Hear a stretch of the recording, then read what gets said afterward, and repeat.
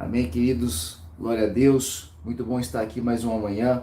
Que Deus possa abençoá-los tremendamente. Vamos imediatamente para o nosso salmo. Deus é nosso refúgio e fortaleza. Deus é nosso refúgio e fortaleza. Quando nós somos muito jovens, a gente não tem noção do que são os sentimentos paternais, né? Então, uma adolescente, ela sai de casa e não entra em contato, ela não tem noção qual que é o sentimento que os pais eles têm. Assim como a gente não tem noção daquilo que passa no coração e na mente de Deus. Eu vejo assim que muitas pessoas elas trabalham excessivamente com suposições. Elas ficam imaginando coisas na sua cabeça. Pessoas que têm desafios com ansiedade, elas têm muito essa característica. Né? Elas ficam imaginando coisas e se preocupando com determinadas questões e que ainda vão acontecer ou que talvez nunca venham a acontecer. E a suposição é um perigo muito grande, porque você começa a imaginar coisas de acordo com como as pessoas elas reagem e de acordo com como as pessoas agem.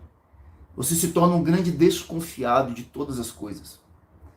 E o grande problema é que quando as pessoas estão marcadas com ansiedade, comumente elas também são cheias do pessimismo. Então as suposições elas tendem a ser negativas. Uma pessoa não a trata bem, ela já começa cheia de conceitos internos a respeito de si própria. Ah, não gosta de mim, ou achou que eu não posso fazer determinada coisa, ou não está me dando real valor. E quando nós trazemos essas suposições para os nossos relacionamentos terrenos, isso é terrível, porque quem está ali se relacionando com você sofre das suas suposições. Porque você resolveu se tornar um adivinho. Você para de fazer perguntas para você julgar. Você para de ir até a pessoa e questioná-la a respeito de uma dúvida para você ter uma certeza a respeito de algo que você supõe. Não, pelo que você viu, pelo que você ouviu, você cria certezas. E isso é muito perigoso, isso vem destruindo muitos relacionamentos. E a pessoa que está se relacionando com você, se esse é o teu caso, ela fica refém das suas suposições. Porque muitas vezes o ansioso e a pessoa que trabalha com suposições, ela não dá nem direito ao outro de se defender ou de se justificar ou de trazer a real situação, o que realmente está acontecendo. Tamanha força que algumas pessoas, a suposição ela ganha. A pessoa não fala mais, eu acho que é isso, a pessoa fala, eu tenho certeza.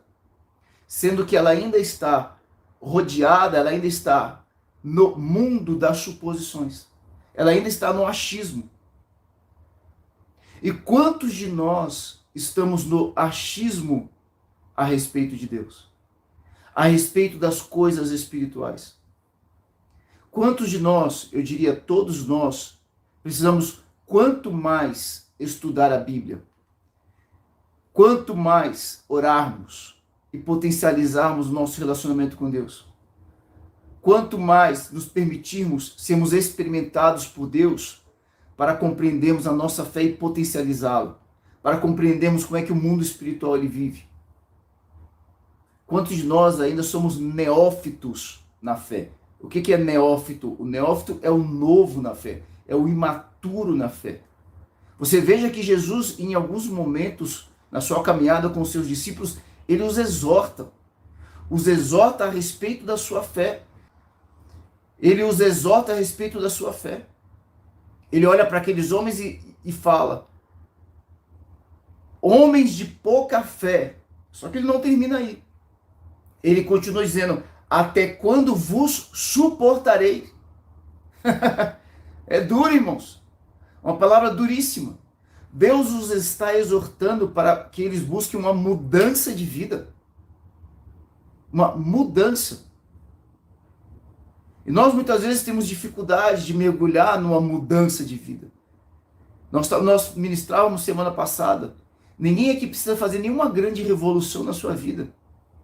Não existe isso de hoje para amanhã a gente vive uma grande revolução na nossa própria vida. Não existe. E isso é ser injusto com a gente mesmo. Isso é ser injusto às vezes com os demais quando a gente quer que eles mudem da água para o vinho. Mas pequenos ajustes comumente nos levam a grandes transformações de resultado, a grandes mudanças nos nossos relacionamentos, a grandes mudanças no nosso relacionamento com Deus, no nosso relacionamento com a nossa fé. O que nós precisamos fazer muitas vezes são pequenos ajustes. Agora, Jesus os exorta, homens de pouca fé, até quando vos suportareis? Cristo os estava exortando para que eles mergulhassem em um processo de amadurecimento a respeito da sua fé.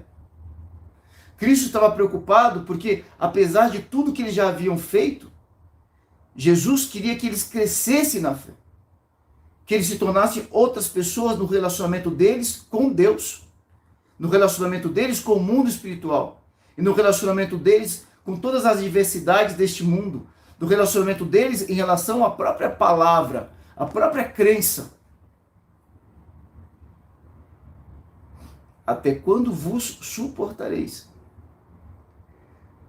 Nós precisamos então olhar para as nossas vidas e nos perguntarmos o quanto que nós temos tido uma atitude madura ou uma atitude imatura com Deus.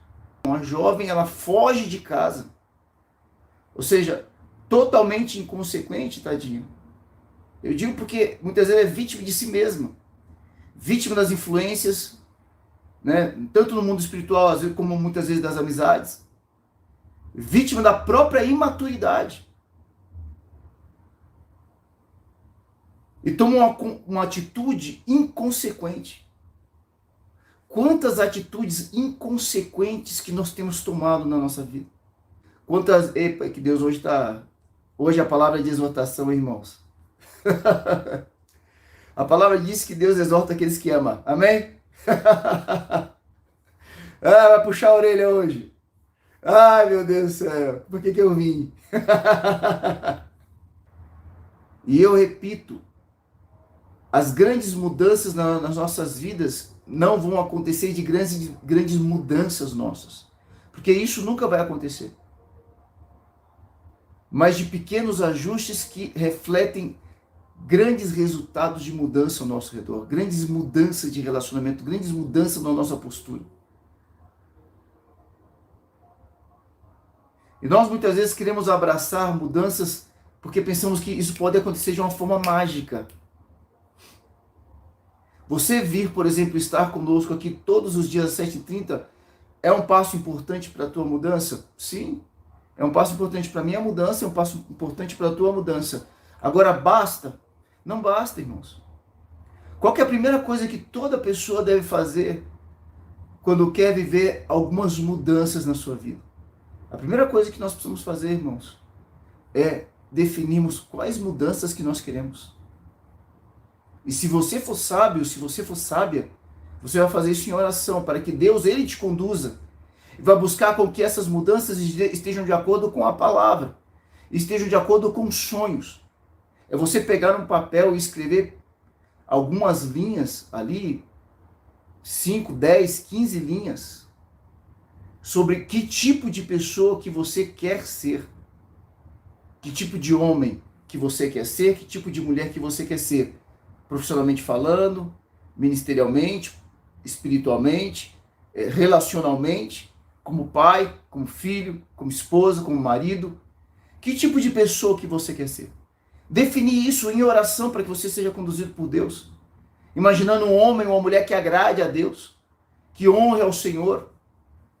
Mas uma pessoa que vá para viver este mundo honrando a Deus. Como é que eu honro a Deus na minha família? Que tipo de homem que eu vou ser? Como é que eu honro a Deus no meu trabalho? Que tipo de homem que eu vou ser? Nós falamos isso tantas vezes, queridos. Porque nós muitas vezes desviamos o nosso querer. A gente fica querendo que Deus nos honre, que Deus nos honre, que Deus nos honre. Deus me honra no meu trabalho. É claro que Deus tem honra em todos os lugares. Mas a gente precisa parar de buscar honra em um mundo onde o nosso Senhor foi envergonhado. Cristo nasceu para ficar em desonra. É claro que depois veio a dupla honra. Mas ele foi exposto. Ele foi envergonhado. E nós muitas vezes queremos uma honra humana. Que busquemos uma honra espiritual.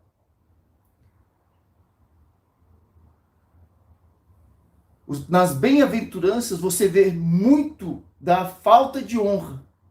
Quando Jesus se sentou ali no Monte das Oliveiras e traz as bem-aventuranças. Ele fala, bem-aventurados os humildes, bem-aventurados os que choram, bem-aventurados os pequeninos, bem-aventurados os pacificadores, bem-aventurados sois vós quando sois perseguidos por causa do meu nome. Ele está falando de injustiças humanas e de coisas que, humanamente falando, são pequenas, talvez rejeitáveis, talvez não desejáveis. Mas ele fala bem-aventurados, bem-sucedidos, felizes.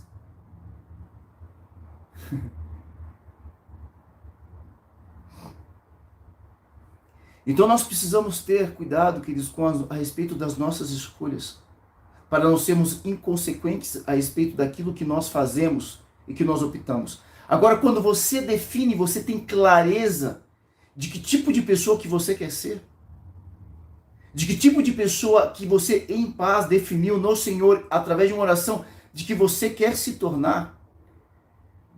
Como se diz na gíria, sem viajar muito na maionese, sem querer fazer grandes estripulias na tua vida, faça só pequenos ajustes. Aí você começa a conduzir a tua vida de acordo com isso que você definiu. Você não está, como diz na música lá do Deixa a Vida Me Levar, do Pagodinho, né? Esqueci qual que é o primeiro nome dele. Você tem clareza a respeito de onde você quer chegar. Tem aquela fala lá da Alice no País das Maravilhas que muita gente está usando hoje em dia, né? O livro Alice no País das Maravilhas, não sei se você sabe, mas é um livro filosófico, um livro de filosofia. E foi trazido para o nosso dia a dia como livro de história infantil, mas é um livro de filosofia. E o que o coelhinho fala lá para Alice? Se você não tiver um caminho, né? Eu não sei muito bem, mas é mais ou menos assim. Se você não tiver um caminho para ir, qualquer caminho ele serve. Isso é bíblico também. Por quê? Porque Jesus diz, eu sou o caminho. Então, que caminho que é esse, irmãos? A gente vem todos os dias aqui, olha, a palavra está um pouco pesada, né, irmãos? Mas, nós viemos aqui todos os dias, 7h30 da manhã, com que objetivo? Será que Deus, a vida inteira, vai ser, segura na mão de Deus e vai? eu adoro as músicas mais antigas que tem, irmãos. Se cantar essa música, eu até choro. É sério. Segura na mão de Deus, segura na mão de Deus, pois ela... Mas será que nós vamos ser a vida inteira como crianças que precisam pegar na mão do Pai e atravessar uma rua? Ou o Senhor, ele pode nos mostrar o caminho e falar, vai. Porque Jesus, ele fala vinde, mas ele também fala ide. Ele também fala vai. É ou não é verdade? Em vários momentos na palavra, o Senhor diz, a palavra dele é ide. Vai, avança, conquista, vence. Ide. Agora nós precisamos definir com Deus. Eu acho muito engraçado como é que nós como cristãos, muitas vezes erramos quando queremos definir propósito. Por quê? Porque a gente pega, a gente pega definições seculares para definir propósito. Propósito é aquilo que você faria mesmo que você não fosse pago para fazer. Se você fosse fazer de graça, mesmo assim você teria prazer de fazer. A gente define propósito mais ou menos assim. Por quê? Porque a gente leu em algum livro de autoajuda. A gente define muitas vezes, por exemplo, propósito segundo aquilo que a gente ouviu em algum lugar. Segundo aquilo que a gente leu no livro de autoajuda ou que a gente ouviu numa palestra de alguém que é secular. Só que a gente leu lá no Salmo de número 1 que o bem-sucedido, o bem-aventurado, aquele que é feliz é aquele que não se detém no conselho do ímpio. Eu preciso pegar conselho na palavra. A Bíblia diz que Deus tem um propósito para nós. Está escrito na Bíblia. Deus tem um propósito para nós. Ai, queridos. Você quer que Deus tenha um propósito para a tua vida? Amém? Deus tem um propósito para você. Só ver uma coisa aqui rapidinho. Só entrar na Bíblia aqui,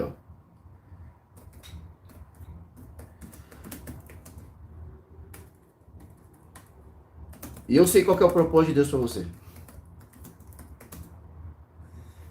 Quer ver? Ai, queridos.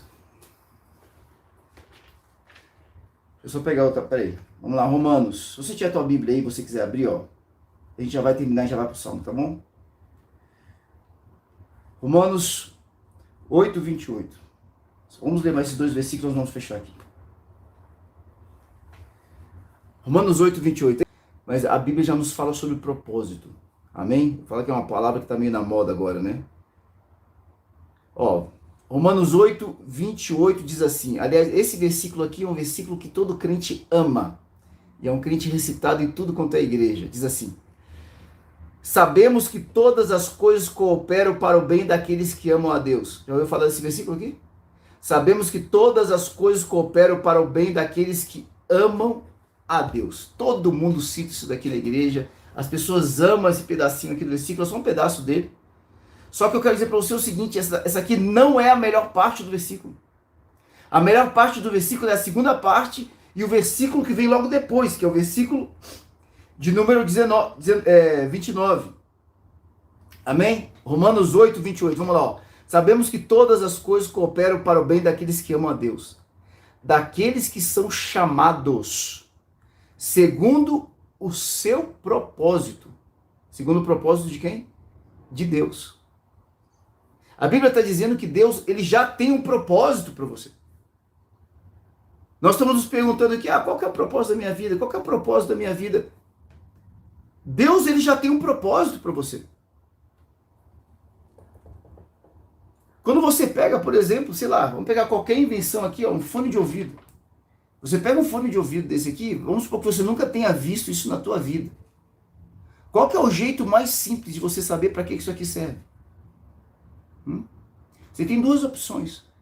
Ou você pega o manual e você descobre para que isso daqui foi criado, para que isso daqui foi inventado, qual que é o objetivo, qual que é o propósito disso, e você vai ler lá no manual. O que no Brasil, eu confesso que nós não somos muito bons. Outros países eu não sei. No Brasil, eu sei que a gente não é muito bom de ler manual. A gente tem preguiça, de uma forma geral. Né? Ou você lê o manual, ou você pergunta para o Criador. Ou você pergunta para quem fez, você pergunta para ele, isso aqui serve para quê? Isso aqui foi feito para quê? Qual foi o propósito da criação disso daqui? Amém? E nós muitas vezes queremos construir o nosso próprio propósito. A gente se esquece que Deus nos fez com um propósito. Deus nos fez com um porquê. Ele é o nosso Criador. Que tal você pegar o manual de instrução e ler? Ou que tal você perguntar para o Criador? Ei, Raiane Paiva! Ou que tal você perguntar para o Criador? Qual que é o propósito da minha vida? Por que que você me fez? Olha o que diz aqui, ó. Versículo de número 28. Sabemos que todas as coisas cooperam para o bem daqueles que amam a Deus. Daqueles que são chamados segundo o seu propósito. Olha o versículo de número 29. Olha, pega esse versículo de número 29 e guarda no teu coração. E não se esquece dele nunca mais na tua vida inteira. Olha o que diz aqui, ó. Versículo de número 29. Mas isso aqui é importante, olha. Porquanto aos que de antemão conheceu, está falando que quem nos conheceu antes, a Bíblia diz que Deus nos conheceu antes de nós adentrarmos o ventre materno. Somos nós. Porquanto aos que de antemão conheceu, também os predestinou. Também os predestinou, em algumas traduções está também os chamou, fala de chamado. Também os predestinou para serem. Esse aqui que é o teu propósito. Olha qual que é o teu propósito. Para serem conformes à imagem de seu filho, a fim de que ele seja primogênito entre muitos irmãos. Qual que é o propósito da tua vida? Qual que é a essência do teu chamado? Qual que é a tua grande missão neste mundo? Sabe qual que é, irmão? Talvez alguém diga para você assim, não, é você ajudar os pobres. Eu não estou dizendo que não seja, pode até ser, pode até fazer parte. A tua missão é se tornar um grande empresário. O teu chamado, sei lá, é ser um grande pregador. As pessoas podem dizer várias coisas. Várias coisas. O que a Bíblia ela traz é o seguinte, que o grande alvo da nossa existência, aquilo para o qual nós somos predestinados, aquilo que é o nosso chamado, que é o grande propósito da nossa vida, é sermos conformes à imagem do seu Filho. Sermos a imagem de Jesus Cristo. A fim de que Jesus seja primogênito entre muitos irmãos. Olha o versículo número 30. E aos que predestinou, a esses também chamou. E aos que chamou, a esses também justificou. E aos que justificou, a esses também glorificou. O grande propósito da tua existência é se tornar a imagem de Jesus Cristo. O grande propósito da nossa vida não está fora de nós. Está em nós. O grande alvo da nossa vida não está nas outras pessoas. Está em nós mesmos. A pessoa mais importante agora, nesse momento aqui, é você. A pessoa mais importante no mundo para você é você mesmo.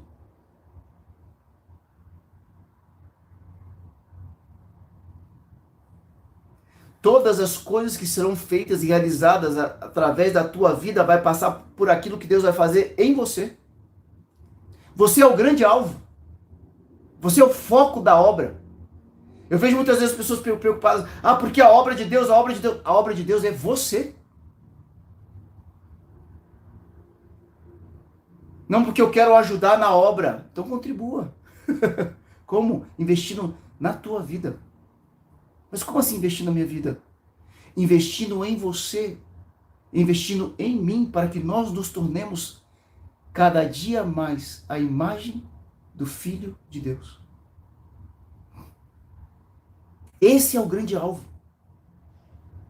Nós somos chamados para isso. Nós muitas vezes nos preocupamos tanto em fazer.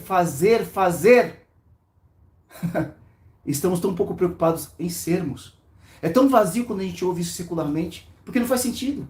Você é preocupado em ter, você está preocupado em fazer, você não está preocupado em ser. Em ser o quê? Segundo a Bíblia, a olhar para Cristo, a ler a Bíblia e a orar e perguntar, como é que eu faço para me assemelhar a Cristo? Esse é o nosso desafio. É fácil? É extremamente desafiador.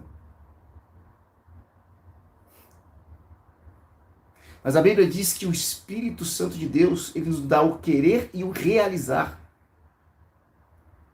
Então o que eu preciso fazer hoje, irmãos? É só uma direção. Se for possível, faça. Pegue um papel, pegue um lápis ou uma caneta. E escreva quem é o homem que eu quero me tornar, quem é a mulher que eu gostaria de ser. E escreva ali de 5 a 15 linhas. Escreva em oração, inspirado pelo Espírito de Deus. Imaginando um homem e uma mulher que se assemelhe a Cristo. Para quando eu for para o meu casamento, quando eu for para um relacionamento, eu possa ali agir como Cristo fosse. Quando eu for trabalhar e por aí vai.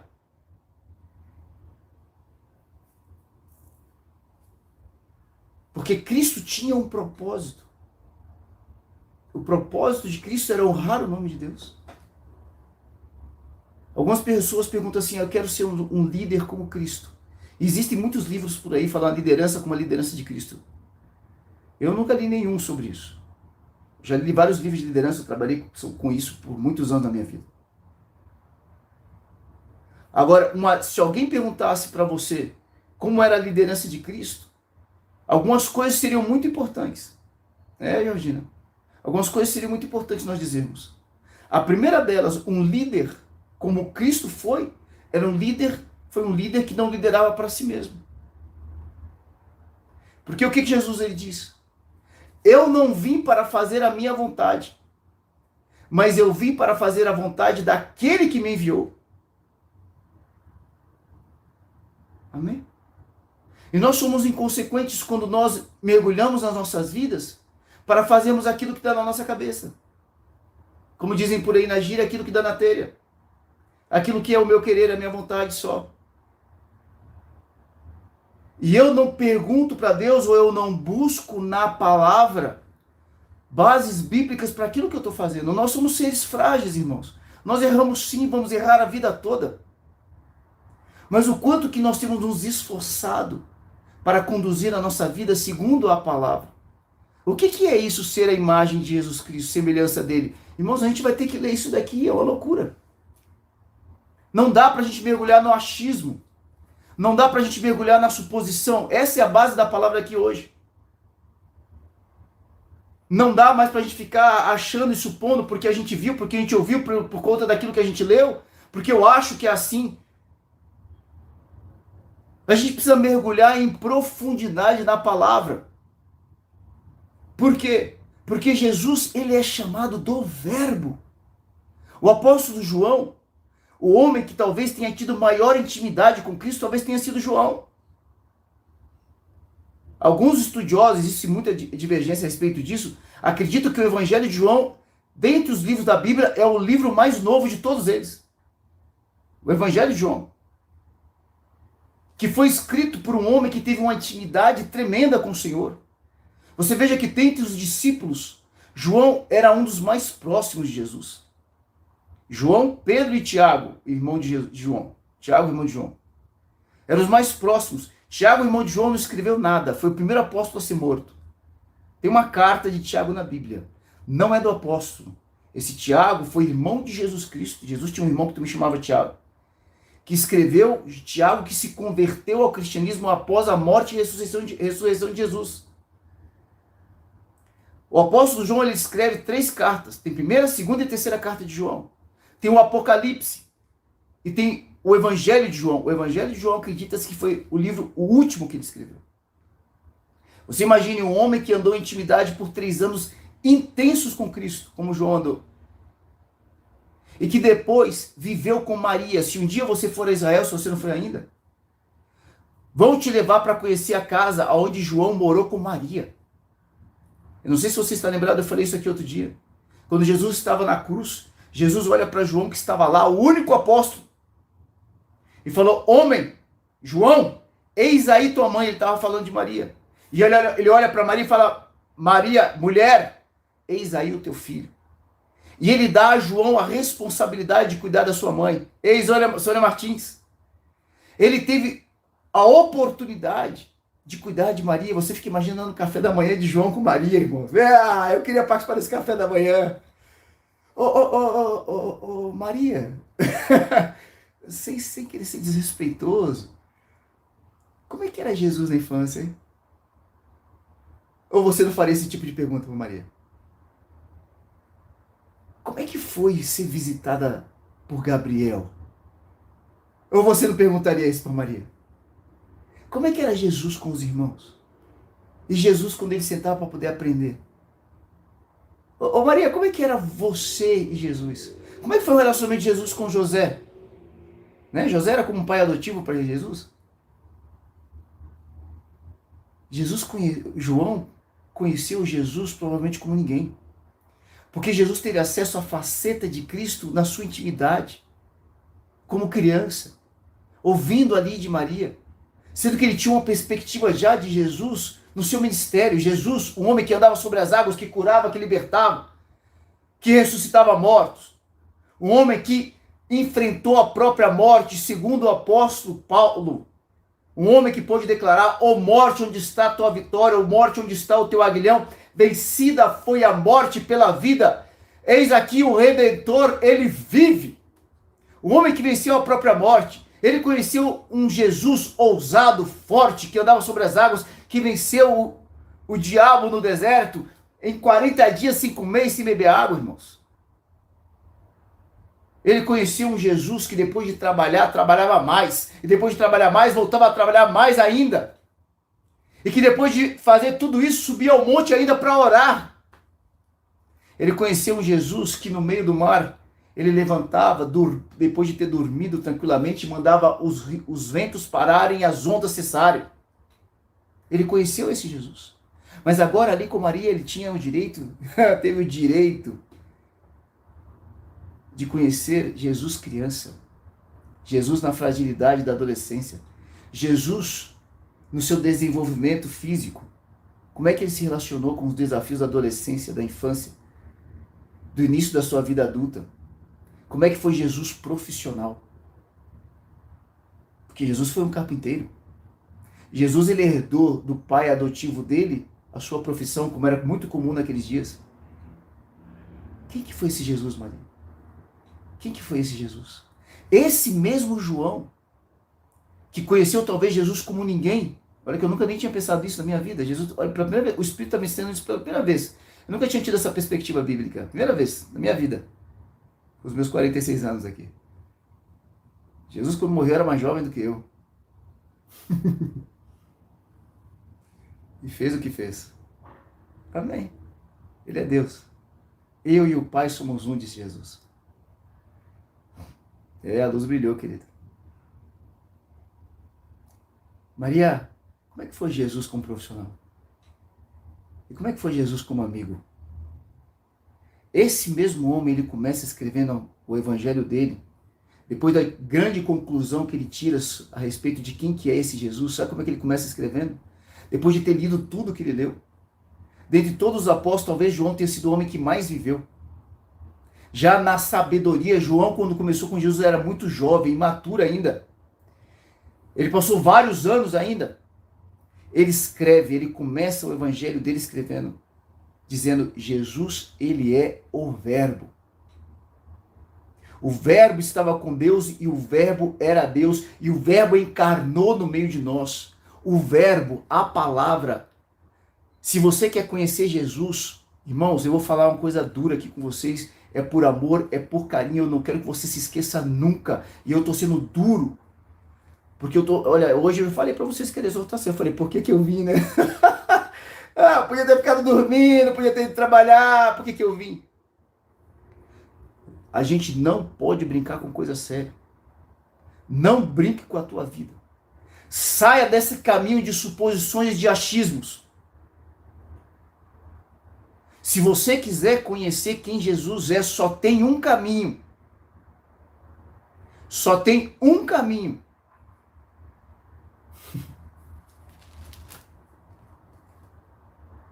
E o caminho é esse aqui. O caminho está aqui, ó.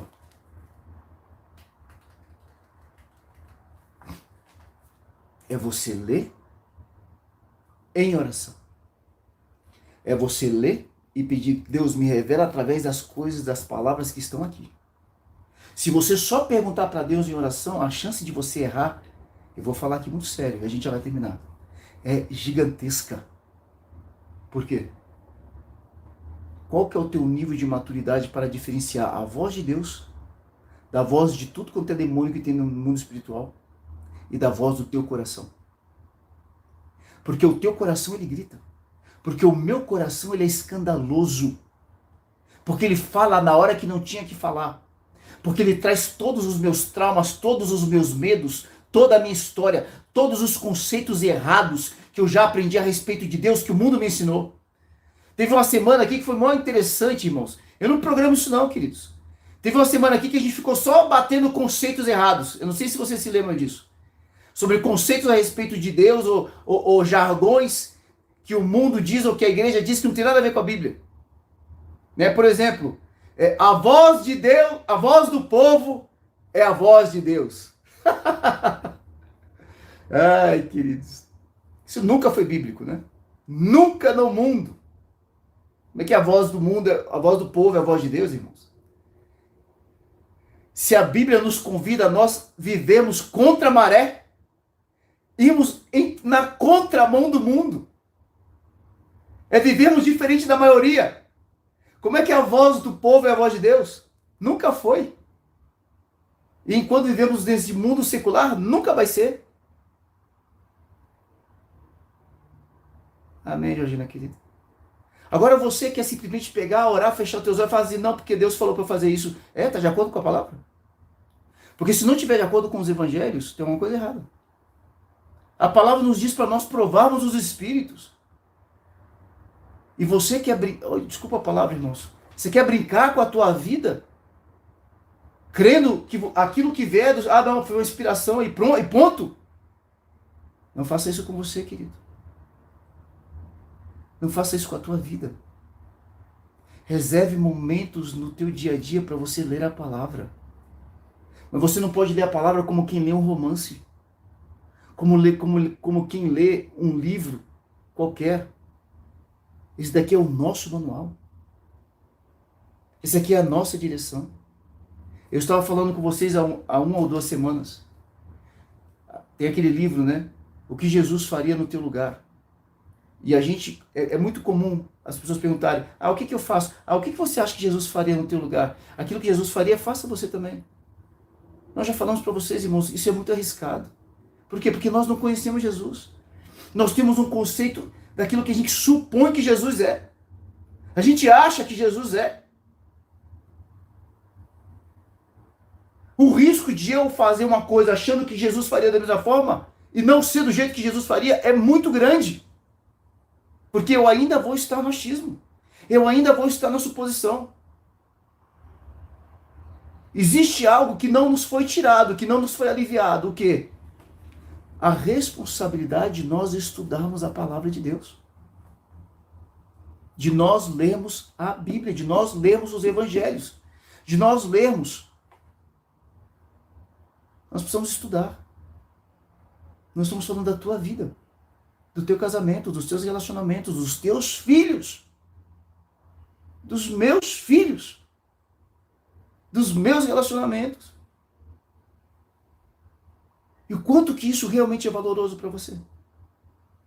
Não, eu estou aí cheio de conversa fiada. Não, porque o meu propósito, eu acho, porque eu li um livro de autoajuda. A Bíblia está dizendo, o teu propósito é você. O teu alvo nesta vida é você. A grande missão da tua vida é você. O teu chamado é você. Mas parece meio egoísta essas suas palavras. Parece. Mas não é. Por quê? Porque tudo está dizendo aqui que o alvo somos nós mesmos. Mas para nós nos tornarmos quem? A imagem de Jesus. Agora diga para mim, Jesus foi egoísta? Agora, quem que é Jesus para você? Quem que é Jesus segundo o teu conceito humano? A Bíblia nos diz para nós conhecermos ao Senhor e seguirmos conhecendo o Senhor. Irmãos, nós vamos gastar a nossa vida, ou investir, gosto mais dessa palavra. Nós vamos investir a nossa vida inteira tentando conhecer quem que esse Jesus é. Faça isso. Investe mesmo. Investe mesmo. E mesmo assim você não vai conhecê-lo. E mesmo assim eu não vou conhecê-lo. Nós vamos melhorar muito o nosso conhecimento a respeito de Deus. Está tudo na palavra, querida. Amém, Laura? Volte a estudar quem Deus é. Amém? Abra mão das tuas suposições. Saia dos achismos. Isso tem estragado e tem danificado relacionamentos teus com pessoas queridas. Isso tem prejudicado a tua autoestima. Isso tem prejudicado a tua alegria e tem tirado de você a tua paz.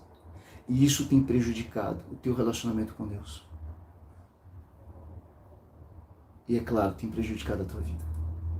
Volte a ter certezas. Se possível for hoje, desenhe o teu futuro. Defina que tipo de homem, que tipo de mulher você quer ser em todas as áreas. Escreva isso. Mas escreva em oração. E estude a Bíblia, se possível for, todos os dias. Ou escolha um dia para você ter o dia do teu evangelho. Você vê a Georgina ontem, domingo, né, querida? Todo domingo pela manhã, ela tem um evangelho com a família. Escolha um dia na semana para você se sentar com pessoas queridas, para vocês conversarem sobre o evangelho. Se você tem pessoas aí que são muito conhecedores da palavra, que vão sentar para ficar falando de teologia, foge deles. Paulo. Foge deles. Se é para sentar para ficar falando de teologia, foge.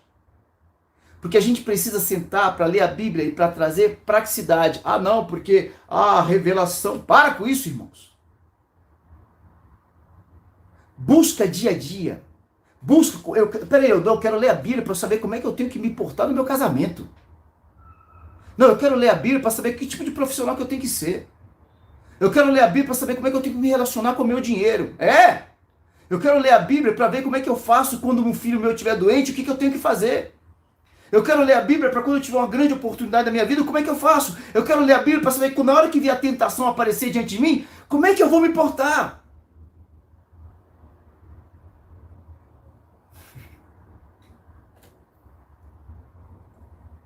Leia, estude. Todo conhecimento é libertador. Todo. Agora, conhecer a Cristo, que é o caminho, ele mesmo diz: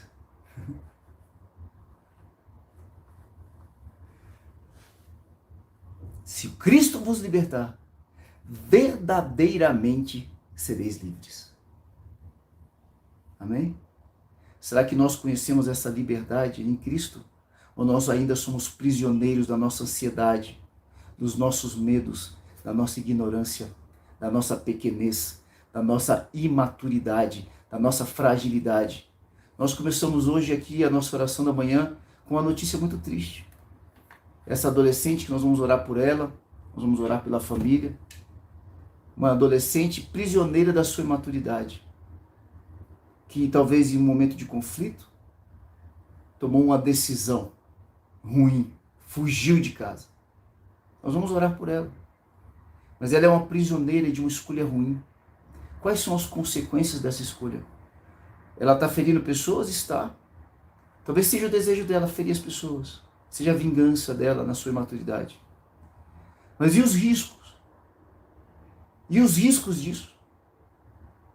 Quais são os riscos das nossas escolhas, das nossas decisões? E hoje é o dia de você fazer uma escolha, irmão. Hoje é o dia de eu fazer uma escolha. Será que eu vou escolher em mergulhar e me aprofundar na verdade? Se João falou, ele é o Verbo.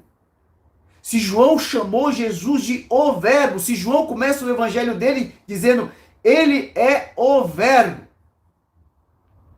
Olha aí, Maria. Ai, meu Deus do céu, querida. Laura. Você tem que fazer uma escolha na tua vida, irmãos. Agora, nós tivemos acesso à Bíblia. Eu não sei se você sabe disso. A gente lê muito, né? Poxa, os cristãos perseguidos. Eu vou terminar agora, tá bom? A gente fala muito sobre os cristãos perseguidos, né? Ah, porque Pedro foi crucificado de cabeça para baixo. A Bíblia não fala isso, né? Os livros apócrifos que têm um valor histórico, eles falam a respeito disso, mas não está na Bíblia. Agora, a gente lê historicamente, é importante. Quantos cristãos que foram entregues aos leões, quantos soldados romanos que não entraram em casa de cristãos e era dito ali na hora, você nega Jesus, você vai morrer, e não negaram e foram traspassados pela espada.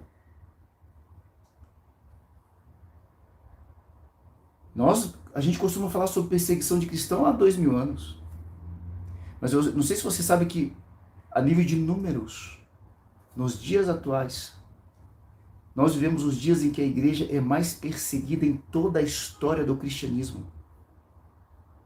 Eu tenho contato com algumas bases missionárias. Irmãos, é uma loucura o que se vive em alguns países. Alguns missionários nossos, digo brasileiros, que vão para alguns países, que correm risco de vida, ele e suas famílias.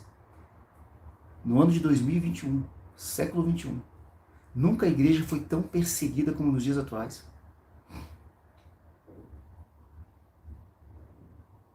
Amém?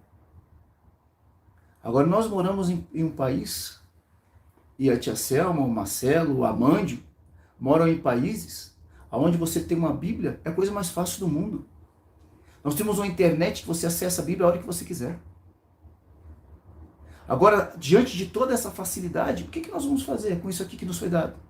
Nós vamos pegar o lugar mais bonito da nossa casa e vamos deixar aberto lá no Salmo de número 91? Para quem lê, irmãos? Para os espíritos lerem. Eu não acho feio, não. Eu tenho um porta-bíblia aqui. Eu não deixo a minha aberta, mas assim, eu não tenho problema nenhum.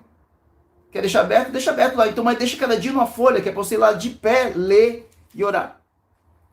E aí você vai ler a Bíblia toda. O que você vai fazer com o manual da tua vida? Nós somos de uma cultura que ninguém gosta de ler. Ah, eu tenho dificuldade para ler. Todo mundo tem. Ah, não, eu não tenho, pastor. Amém. Você é uma das poucas. A enorme maioria de nós tem dificuldade para ler. A gente adora comprar livro. Ler que é bom. Ai, meu Deus, tem um monte de livro aqui que eu estou para ler ainda. Estou para ler. Amém. É porque não estou sabendo ler a Bíblia direito, né, Laura?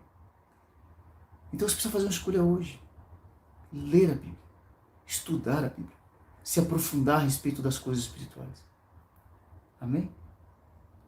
Você vai ver quando você lê os evangelhos que Jesus cita muito a Torá. Muito. Por quê? Porque Jesus era um estudioso da Torá. Ele estudava o Velho Testamento. Era a Bíblia dele naqueles dias. Vamos orar, queridos? Vamos orar, vamos pedir para que o Senhor possa nos abençoar e para que Ele nos dê uma manhã maravilhosa. Foi citado aqui um salmo, eu vou só orá-lo rapidamente sobre as nossas vidas. Amém? Qual que é o salmo mesmo? 46, Salmo 46. Rapidamente, queridos, já vamos nos despedir. Eu tenho uma sugestão para você. Amém? Leia a Bíblia todos os dias. Todos os dias. Leia só um pouquinho. Só um pouquinho. Tá bom? Não tenha pressa. Mas leia com um objetivo. Primeiro você vai ler orando. Você ora e pede, Senhor, fala comigo. E depois traz para a tua vida. Não leia a história, não leia a ciência. Leia a vida. Deus, o que o Senhor quer trazer para a minha vida aqui agora? Não começa por Gênesis, não. Se a gente estivesse lendo junto, eu ia falar para você começar por Gênesis, porque Gênesis é um livro profético que fala sobre vida. É um livro maravilhoso, mas é difícil de entender. Começa pelos evangelhos. Não começa por Mateus. Mateus 1 é terrível de ler. Pula logo para o 2. Depois você lê 1. Amém? Se você quiser começar na ordem. Se não, começa por João. Começa pelo evangelho de João, que é um evangelho que muita gente gosta. Ele que se autodenominou o apóstolo do amor. Um homem que conheceu Jesus talvez como ninguém. Amém? Que o chamou de o próprio verbo. Esse é João. Salmo de número 46 diz assim. O título dele é Deus é o nosso refúgio e fortaleza. E Davi. Deus é o nosso refúgio e fortaleza. Socorro bem presente nas tribulações. Portanto, não temeremos. Ainda que a terra se transtorne e os montes se abalem no seio dos mares, ainda que as águas tumultuem e espumejem e na sua fúria os montes se estremeçam. Há um rio cujas correntes alegram a cidade de Deus, o santuário das moradas do Altíssimo. Deus está no meio dela, jamais será abalada. Deus a ajudará desde antemanhã. Bramam nações, reinos se abalam, ele faz ouvir a sua voz e a terra se dissolve. O Senhor dos exércitos está conosco, o Deus de Jacó é o nosso refúgio. Vinde, contemplai as obras do Senhor, que assolações efetuou na terra. Ele põe termo à guerra até os confins do mundo. Se ele põe termo à guerra até os confins do mundo, imagina o que ele pode fazer na tua vida. Quebra o arco e despedaça a lança, queima os carros no fogo. Olha o versículo de número 10. Aquietai-vos e sabei que eu sou Deus. Aquietai-vos. A palavra está nos falando de paz. Amém? Homens de pouca fé. Aqueles homens eram marcados pela falta de paz. Aquietai-vos e sabei que eu sou Deus. Sou exaltado entre as nações. Sou exaltado na terra. O Senhor dos exércitos está conosco. Se for possível, diga aí na tua casa assim: o Senhor dos exércitos está comigo. Amém? O Senhor dos exércitos está conosco. O Deus de Jacó é o nosso refúgio. Amém. Amém, tia Selma. Esse era o salmo que eu precisava de ouvir. Amém, querida. Glória a Deus. Amém. Senhor, meu Deus, eu quero orar de acordo com este salmo, pedindo-te, meu Pai, para que toda esta sabedoria, todo o amor contido aqui, todo o poder e a unção presentes nestas palavras, possam ir de alcance aos teus filhos que aqui estão. Possa visitá-los, Senhor, e possa trazer sobre estes mudança de vida, sobre a minha vida também, Pai. Conduza-nos por um caminho de maturidade. Tira-nos, Senhor, da imaturidade, do achismo, das suposições, das intuições vazias.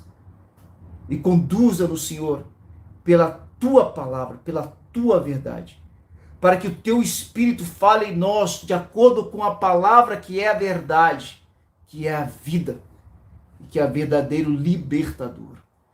Se conosco hoje e sempre, meu Deus. Eu quero colocar diante de ti, Pai, o nome e a vida de cada um dos teus filhos, que deixaram seus nomes e seus pedidos de oração aqui no nosso chat. Enquanto nós apresentarmos cada nome, eu te peço, meu Pai, para que o Senhor abençoe a casa, a família, o lar, o trabalho, a saúde, as finanças, cada uma das áreas. Pai nosso que estais nos céus, santificado seja o vosso santo nome. Venha a nós o vosso reino, seja feita a vossa vontade, assim na terra como nos céus. O pão nosso de cada dia dai-nos hoje e sempre. Perdoa as nossas ofensas, assim como nós perdoamos aqueles que nos têm ofendido.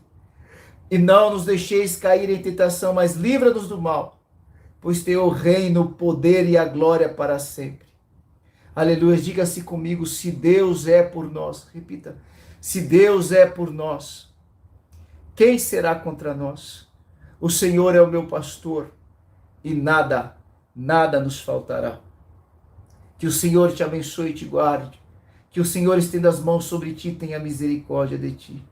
Eu, como servo, ministro do Senhor, te abençoo no nome do Pai, do Filho e do Santo Espírito de Deus. Aleluias.